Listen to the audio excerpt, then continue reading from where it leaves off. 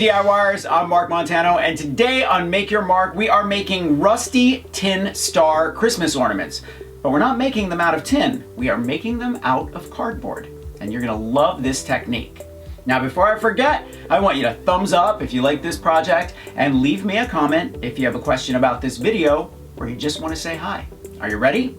Let's make some rusty Christmas ornaments.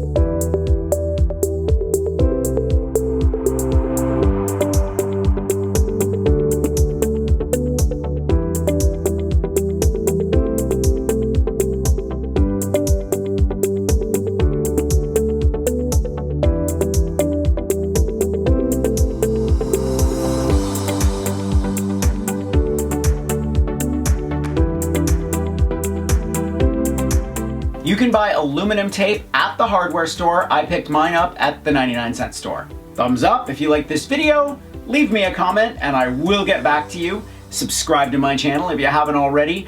Grab a copy of the Big Ass Book of Crafts and I will see you next week. Bye.